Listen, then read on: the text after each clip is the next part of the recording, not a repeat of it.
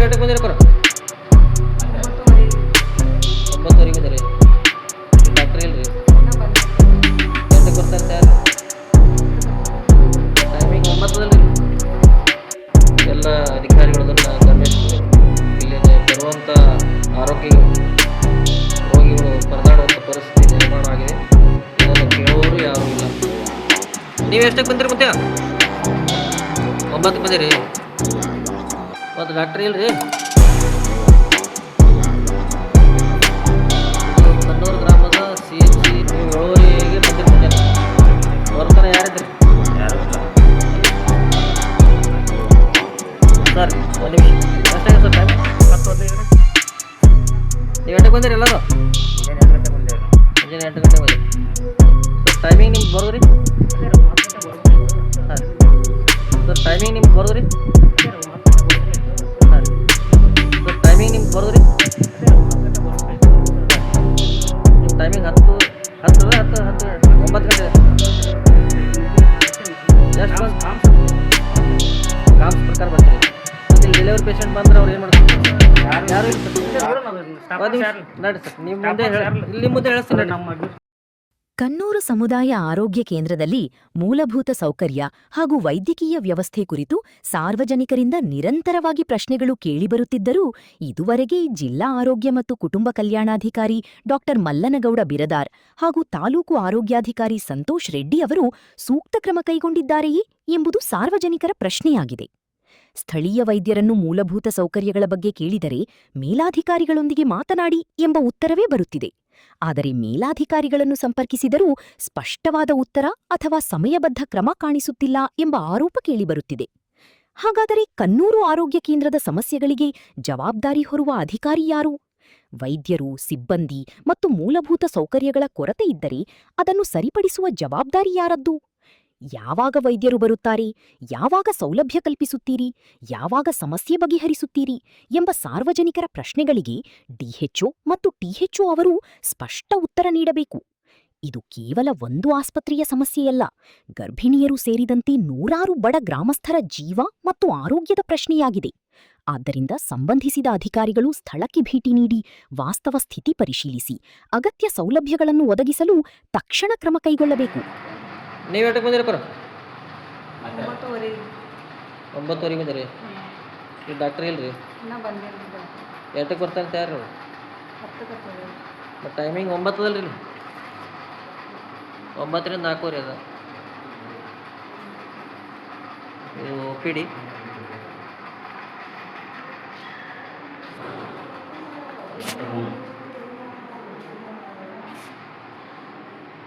ಯಾರೂ ಇಲ್ಲ ಡಾಕ್ಟರ್ಸ್.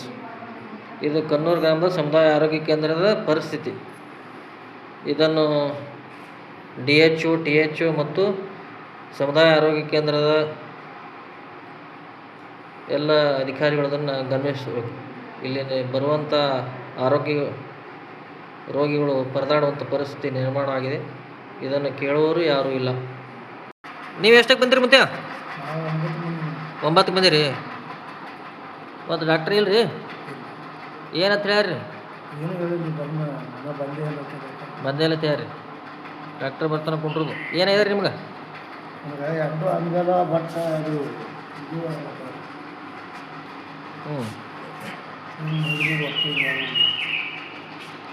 ಆಯ್ತು ರೀ. ಡಾಕ್ಟ್ರ್ ಬರ್ತಾನೆ ವೇಟ್ ಮಾಡೋಣ್ರಿ. ಇಂದ ಡಾಕ್ಟ್ರ್ ಬರ್ತಾನೆ ಕುಂಡ್ರಬೇಕಲ್ರಿ. ಮತ್ತು ಅವ್ರು ಯಾವಾಗ ಬರ್ತಾರೆ ಅವಾಗೆ ತೋರಿಸ್ಬೋದು. ಸರ್ಕಾರ ಟೈಮಿಂಗ್ ರೀ 9ರಿಂದ 4 ಅದ. ಮತ್ತು ನಾವು ಬಡವರು ಏನು ಮಾಡ್ಬೇಕ್ರಿ ಹಿಂಗಾದ್ರೆ? ಹಾಂ ರೀ, ಇದಕ್ಕೆ ಏನು ಮಾಡಿದ್ರೆ ಬರೋಬ್ಬರಿ ಆಗ್ತದೆ ರೀ? ಇದಕ್ಕೆ ಹಿಂಗಾದ್ರೆ ಹೆಂಗೆ ಮಾಡೋದ್ರಿ ಮುಂದೆ? ಹಾಂ ಸರ್ ಒಂದು ನಿಮಿಷ ಎಷ್ಟಾಗಿದೆ ಸರ್ ಟೈಮ್? 10:15 ನೀವು ಎಷ್ಟಕ್ಕೆ ಬಂದಿರಿ ಎಲ್ಲರೂ? ಮುಂಜಾನೆ 8 ಗಂಟೆಗೆ ಬಂದೇವೆ ನಾವು. ಮುಂಜಾನೆ 8 ಗಂಟೆಗೆ ಬಂದಿರಿ. ಸರ್ ಟೈಮಿಂಗ್ ನಿಮ್ಗೆ ಬರೋದು ರೀ? ಅದೇ 10 ಗಂಟೆಗೆ ಬರ್ಬೇಕಾಯ್ತು.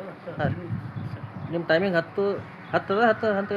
10 ಗಂಟೆ ಚೆಕ್ಕಿನ್ ಎಷ್ಟು ಬಂದು ಕಾಮ್ಸದ್ದು ಕಾಮ್ಸ್ ಪ್ರಕಾರ ಬರ್ತೀರಿ. ಮತ್ತು ಇಲ್ಲಿ ಡೆಲಿವರಿ ಪೇಷಂಟ್ ಬಂದ್ರೆ ಅವ್ರು ಏನು ಮಾಡ್ತಾರೆ? ಯಾರೂ ಇಲ್ಲ ಸರ್. ಒಂದು ನಿಮಿಷ ನಡ್ರಿ ಸರ್. ನೀವು ಮುಂದೆ ಇಲ್ಲಿ ಮುಂದೆ ಹೇಳ್ತೀನಿ. ನಮ್ಮ ನೀವೆಲ್ಲರೂ ಎಷ್ಟಕ್ಕೆ ಬಂದಿರಿ ಹೇಳ್ರಿ ಎಲ್ಲರೂ? ಎಲ್ಲ ಬರ್ಬೇಕಾ ನಮ್ಮದು ಡೆಲಿವರಿ ಯಾರು ಬಂದ್ರೆ ಸ್ಟಾಫ್ ನರ್ಸ್ ಇರ್ತಾರೆ ನೋಡೋಣ ಯಾರು ಬರ್ರಿ ಯಾರೂ ಇಲ್ಲ ಬರ್ರಿ ನೀವೇ ನಿಮ್ಮ ಸಮಸ್ಯೆ ಇದೆ. ಯಾರು ಇಲ್ಲೇ ಅದ್ರ ಬರ್ರಿ ಪೇಷಂಟ್ ಮುಖಂಡ್ ಬಾ ಬಾ ಸೈಡ್ ಇದೆ ಸರ್ ಬರ್ರಿ ಸರ್ ಇಲ್ಲೇ ಇದೆ. ಏ ಮುಖಂಡ್ ನೀನೇ ಕೇಳೋರಿ ಎಷ್ಟಕ್ಕೆ ಬಂದಿರಿ ಹೇಳ್ರಿ ರೀ. 8 ಸ್ಟಾಫ್ ನರ್ಸ್ ಇದ್ದಿಲ್ಲ ಆಯ್ತು ನೋಡಿ ಯಾರು ಸ್ಟಾಫ್ ನರ್ಸ್ ಯಾರು ಡ್ಯೂಟಿ ಮೇಲೆ ಹೋದಾರ ನೋಡ್ತೀನಿ ಸ್ಟಾಫ್ ನರ್ಸ್ ಯಾರು ಮುಂಜಾನೆ 8 ಬಂದಾಗ ಯಾರೂ ಇದ್ದಿಲ್ಲ ರೀ ಇಲ್ಲಿ ನಿಮಗೆ ತ್ರಾಸ ಆಗತ್ತ ರೀ. ಯಾರು ನೀವು ಅವ್ರ ಅತ್ತೆಯವ್ರೇನ್ರಿ ಹ್ಞೂ ನಮ್ಮ ಮನೆಯವ್ರು ಹೇಳ್ರಿ. ನಮ್ಮ ಸಚಿನೇ ಹೇಳ್ರಿ ಹಾಂ ಯಾರೋ ಬರ್ತಾನೆ ಬಾಕಲ್ ಯಾರಿಗಿಲ್ಲ ಎಲ್ಲ ಹೊರಗೆ ಬಿಟ್ಟೇವ್ರಿ ನಾವು ಅದು ಅವ್ರಿಗೆ ತ್ರಾಸ ಆಗತ್ತನ್ರಿ. ತರಸ್ ಆಗಲ್ಕತ್ತದ್ರಿ ಎರಡು ಇಟ್ಕೊಂಡು ತರಸ್ ಆಗ್ಲತ್ತದ್ರಿ ಆಕಿ ಆ ಎರಡರಿಂದ ಮತ್ತು ತರಸ್ ಆಗ್ಲತ್ತಂದೇ ಬಂದಿದ್ದೇವ್ರಿ ಹ್ಞೂ ತರಸ್ ಎಲ್ಲ ಮನೆಗೆ ಕೊಟ್ಟಿರ್ತಿದ್ದೇವಲ್ಲ ಎಣ್ಣೆ ಬರ್ತಿದ್ದೇವ್ರಿ ನೀವು ಅವ್ರ ಮನೆಯವ್ರೇನ್ರಿ ಹೌದು ಹೇಳ್ರಿ ಏನೇನಾಯ್ತು. ಮುಂಜಾನೆ 8 ಗಂಟೆಗೆ ಬಂದೇವ್ರಿ ಯಾರು ಇರ್ತಿಲ್ಲ ಹಾಂ ಹೊರಗೆ ಕುಚ್ಚವರು 10 ಗಂಟೆಗೆ ಬಂದರು ಅವರು ನರ್ಸ್ ಬೈನ ಬಂದ ಖುಷಿನೇ ನೋಡಿ ಅಷ್ಟೇ. ಹ್ಞೂ ಡಾಕ್ಟ್ರ್ ಏಟಕ್ಕೆ ಬಂದ್ರಿ ರೀ. ಡಾಕ್ಟ್ರ್ ಹತ್ತುವರೆ ಹಾಂ ಮತ್ತು ಇಲ್ಲಿ ಟೈಮಿಂಗ್ 9:30ರಿಂದ 4:30 ಇದೆ ಇಲ್ಲಿ ಟೈಮಿಂಗ್.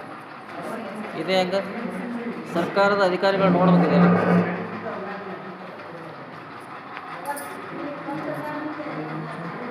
ಸುಜಾರ ನೀವು ಎಷ್ಟಕ್ಕೆ ಬಂದ್ರಿ. ನಾವು ಇಲ್ಲೇ ಬಂದಿದ್ದೇವೆ ಡಾಕ್ಟ್ರು ನೀವು ನೋಡಿನೇ ಮಾಡಿದ್ರು ಹ್ಞೂ ಟೈಮ್ ಎಷ್ಟಿದೆ ರೀ 10:30 ಅದ ಹೌದಲ್ಲ ರೀ. ಹಾಂ ಇದು ಕನ್ನೂರು ಗ್ರಾಮದ CHC ಆರೋಗ್ಯ ಕೇಂದ್ರ. ಇಲ್ಲಿ ಡಾಕ್ಟರ್ಸು 9 ಗಂಟೆಗೆ ಬರಬೇಕಾಗಿತ್ತು, ಇಲ್ಲಿವರೆಗೆ ಬಂದಿಲ್ಲ. ಈಗ ಎಷ್ಟಾಗಿದೆ ಅಂದರೆ ಟೈಮ ಸರಿಯಾಗಿ 10 ಗಂಟೆ ಆಗಿದೆ ಟೈಮ. ಇಲ್ಲಿ ಈಗಾಗಲೇ ಪೇಷಂಟು ಆಗಮಿಸಿದ್ದಾರೆ ಮತ್ತು ಇಲ್ಲಿ ಒಬ್ಬರು ಗರ್ಭಿಣಿಯರು ಆಗಮಿಸಿದ್ದಾರೆ. ಇವರಿಗೆ ಎಮರ್ಜೆನ್ಸಿ ಇದೆ, ಇದನ್ನು ನೋಡ್ಕೊಳ್ಳೋಕೆ ಯಾರೂ ಇಲ್ಲ. ಆ ಗರ್ಭಿಣಿಯವರ ಮನೆಯವ್ರ ಜೊತೆ ನಾವು ಮಾತಾಡೋಣ. ಎಷ್ಟಕ್ಕೆ ಬಂದಿರಿ ಸರ್ ನೀವು. ಮುಂಜಾನೆ 7:30 8 ಗಂಟೆಗೆ ಬಂದೇವ್ರಿ. 7:30 8ಕ್ಕೆ ಬಂದಿರಿ. ಹಾಂ ಇನ್ನು ಯಾರೂ ಇಲ್ಲ ಡಾಕ್ಟರ್ಸ್ ಇಲ್ಲ. ಯಾರೂ ಇಲ್ಲ. ಫೋನ್ ಹಚ್ಚಿರಿ ಯಾರಿಗಾರ. ಫೋನ್ ಹಚ್ಚಿದೇವ್ರಿ ಸಾಹೇಬ್ಗೆ ಪೇಷಂಟ್ ಬೆಳಗ್ಗೆವ್ರಿಗೆ ಹಾಂ ರೀ ಅವರು ಫೋನ್ ನೋಡಿ ಮಾತಾಡ್ಯಾರ. ಹಾಂ ರೀ ಮಾತಾಡಿ ಹೇಳ್ಯಾರ ಏನು ಹೇಳ್ಯಾರ. ಅವ್ರವ್ರು ಏನು ಮಾತಾಡಿ ಬರ್ತಿದ್ವಿ ಅವ್ರ ಕೈ ಫೋನ್ ಕೂಡ ಬರ್ತಿದ್ದೆವು. ಹಾಂ ಹಾಂ ಅವ್ರು ಮಾತಾಡ್ಯಾರ. ನೀವು 7:30ಗೆ ಬಂದಿರಿ ಮುಂಜಾನೆ. 7:30 ಬಂದೆ. ಬರ್ತನ ಯಾರಿದ್ರಿ. ಯಾರೂ ಇಲ್ಲ. ಮತ್ತು ಇಲ್ಲ ಹಾಸ್ಪಿಟ್ಲ್ ಕಾಲ್ ಮಾಡೋರು ಬೇಕಲ್ಲ ಒಬ್ರು. ಅವ್ರು ಕಸ ಹೊಡೋಕ್ಕೆ ಹೋಗ್ಬೇಕಿದ್ರು ಪರಿಶೋಧಿಸಕ್ಕೆ. ಹಾಂ ಅವ್ರು ಬಿಟ್ಟರೆ ಯಾರೂ ಇಲ್ಲ. ಯಾರು ನೀವು ಎಷ್ಟಕ್ಕೆ ಬಂದಿರಿ. ನೀವು ನಾವು 8 ಬಂದಿದ್ದೇವೆ ನೋಡಿ 7ಕ್ಕೆ ಬಂದಿರಿ, ಯಾರೂ ಇಲ್ಲ. ಯಾರು ಇಲ್ಲ ಎಲ್ಲ ಬಾಕಲ್ ಮುಚ್ಚಿತ್ರಿ ಇದಕ್ಕಾಗಿ ಹೊರಗೆ ಕೂತೀವಿ ಇನ್ನೇ ಬಂದಿದ್ದೇವೆ ಒಳಗೆ ಬಾಕಲ್ತಾರಲ್ಲ ವರ್ಷಕ್ಕೆ ಹೋಗ್ಬೇಕಿನ ಐತೆ ಅಂತ ಅಕ್ಕಿರು ಬಾಟ್ಲ ಮುಚ್ಚಿ ಒಳಗಿದ್ದು ನಾವು ಹೊರ ಕಟ್ಟಿ ಮೇಲೆ ಮುಚ್ಚಿದ್ದೇವೆ. ಹಾಂ ಹಾಂ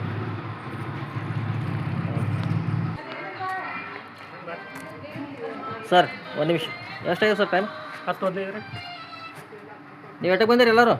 ಮುಂಜಾನೆ 8 ಗಂಟೆಗೆ ಬಂದೇವ್ರಿ ನಾವು. ಮುಂಜಾನೆ 8 ಗಂಟೆಗೆ ಬಂದಿರಿ ಸರ್. ಟೈಮಿಂಗ್ ನಿಮ್ಗೆ ಬರೋದು ರೀ. ಅದೇ ರೀ 10 ಗಂಟೆಗೆ ಬರ್ಬೇಕಾಯ್ತು. ಹಾಂ ನಿಮ್ಮ ಟೈಮಿಂಗ್ 10 9 ಗಂಟೆ 10 ಗಂಟೆ ಇದು ಚೆಕಿನ್ ಎಷ್ಟು ಬಂದು ಕಾಮ್ಸದ್ದು ಕಾಮ್ಸ್ ಪ್ರಕಾರ ಬರ್ತೀರಿ.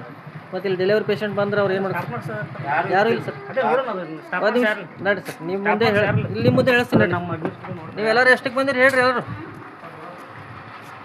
ಎಲ್ಲ ಬರ್ಬೇಕಾ. ನಮ್ಮದು ಡೆಲಿವರಿ ಯಾರು ಬಂದ್ರೆ ಸ್ಟಾಫ್ ನರ್ಸ್ ಇರ್ತಾರೆ ನೋಡೋಣ ಯಾರು ಬರ್ರಿ ಯಾರೂ ಇಲ್ಲ ಬರ್ರಿ ನೀವೇ ನಿಮ್ಮ ಸಮಸ್ಯೆ ಇದೆ. ಯಾರು ಇಲ್ಲೇ ಅದ್ರ ಬರ್ರಿ ಪೇಷಂಟ್ ಮುಖಂಡ್ ಬಾ ಬಾ ಸೈಡ್ ಇದೆ ಸರ್ ಬರ್ರಿ ಸರ್ ಇಲ್ಲೇ ಇದೆ. ಏ ಮುಖಂಡ್ ನೀನೇ ಕೇಳೋರಿ ಎಷ್ಟಕ್ಕೆ ಬಂದಿರಿ ಹೇಳ್ರಿ ಬರ್ರಿ. 8 ಸ್ಟಾಫ್ ನರ್ಸ್ ಇದ್ದಿಲ್ಲ ಆಯ್ತು ನೋಡಿ ಯಾರು ಸ್ಟಾಫ್ ನರ್ಸ್ ಯಾರು ಡ್ಯೂಟಿ ಮೇಲೆ ಹೋದಾರ ನೋಡ್ತೀನಿ ಸ್ಟಾಫ್ ನರ್ಸ್ ಯಾರು ಮುಂಜಾನೆ 8 ಬಂದಾಗ ಯಾರೂ ಇದ್ದಿಲ್ಲ ರೀ ಇಲ್ಲಿ ನಿಮಗೆ ತ್ರಾಸ ಆಗತ್ತ ರೀ.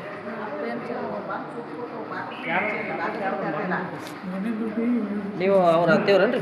ಹ್ಞೂ ನಮ್ಮ ಮನೆಯವ್ರು ಹೇಳ್ರಿ. ನಮ್ಮ ಸಚಿನೇ ಹೇಳ್ರಿ ಹಾಂ ಯಾರೋ ಬರ್ತಾನೆ ಬಾಕಲ್ ಯಾರಿಗಿಲ್ಲ ಎಲ್ಲ ಹೊರಗೆ ಬಿಟ್ಟೇವ್ರಿ ನಾವು ಅದು ಅವ್ರಿಗೆ ತ್ರಾಸ ಆಗತ್ತನ್ರಿ. ತರಸ್ ಆಗಲ್ಕತ್ತದ್ರಿ ಎರಡು ಇಟ್ಕೊಂಡು ತರಸ್ ಆಗ್ಲತ್ತದ್ರಿ ಆಕಿ ಆ ಎರಡರಿಂದ ಮತ್ತು ತರಸ್ ಆಗ್ಲತ್ತಂದೇ ಬಂದಿದ್ದೇವ್ರಿ ಹ್ಞೂ ತರಸ್ ಎಲ್ಲ ಮನೆಗೆ ಕೊಟ್ಟಿರ್ತಿದ್ದೇವಲ್ಲ ಎಣ್ಣೆ ಬರ್ತಿದ್ದೇವ್ರಿ ನೀವು ಅವ್ರ ಮನೆಯವ್ರೇನ್ರಿ? ಹೌದು. ಹೇಳ್ರಿ ಏನೇನಾಯ್ತು? ಮುಂಜಾನೆ 8 ಗಂಟೆಗೆ ಬಂದೇವ್ರಿ, ಯಾರೂ ಇದ್ದಿಲ್ಲ. ಹಾಂ ಹೊರಗೆ ಕೂತೇವು. 10 ಗಂಟೆಗೆ ಬಂದರು. ಅವರು ನರ್ಸ್ ಬೈನ ಬಂದ ತಕ್ಷಣ ನೋಡಿ ಅಷ್ಟೇ. ಡಾಕ್ಟ್ರ್ ಏಟಕ್ಕೆ ಬಂದ್ರಿ? ಡಾಕ್ಟ್ರ್ ಹತ್ತುವರೆ.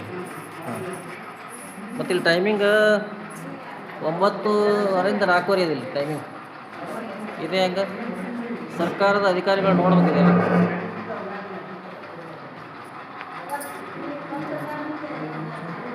ಸುಜಾರ ನೀವು ಎಷ್ಟಕ್ಕೆ ಬಂದ್ರಿ?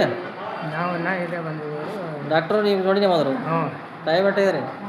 10:30 ಅದ ಹೌದಲ್ರಿ? ಇಡೀ ವಿಜಯಪುರ ಜಿಲ್ಲೆಯಲ್ಲೇ ಇದು ನಮ್ಮ ಕನ್ನೂರು ಗ್ರಾಮದ ಸಮುದಾಯ ಆರೋಗ್ಯ ಕೇಂದ್ರ ಒಂದು ಅತಿ ದೊಡ್ಡ ಒಂದು ಆರೋಗ್ಯ ಕೇಂದ್ರ ಆಗಿದೆ. ಆದರೆ ಇಲ್ಲಿ ಇದೇ ರೀತಿಯಾದಂಥ ಸಮಸ್ಯೆಗಳು ಸಾಕಷ್ಟು ದಿನಗಳಿಂದ ಇದ್ದಾವೆ. ಇದು ಕೇವಲ ಇವತ್ತಿನ ಒಂದು ದಿವಸದ ಸಮಸ್ಯೆ ಅಲ್ಲ. ಈ ಮೊದಲು ಕರ್ನಾಟಕ ಟ್ರಸ್ಟ್ ಅಂತೇಳಿ ಇಲ್ಲಿ ಒಂದು ಸಂಸ್ಥೆಯವರು ಇಲ್ಲಿ ಕೆಲಸ ಮಾಡ್ತಿದ್ರು. ಆಗಿನ ಸಮಯದಲ್ಲಿ ಅವರು ಕರ್ನಾಟಕ ಟ್ರಸ್ಟ್ ಇದ್ದಾಗ ಅವರಿಗೆ ಸೌಲಭ್ಯಗಳು ಕೂಡ ಕಡಿಮೆ ಮತ್ತು ಇಷ್ಟು ದೊಡ್ಡ ಬಿಲ್ಡಿಂಗ್ ಇರಲಿಲ್ಲ.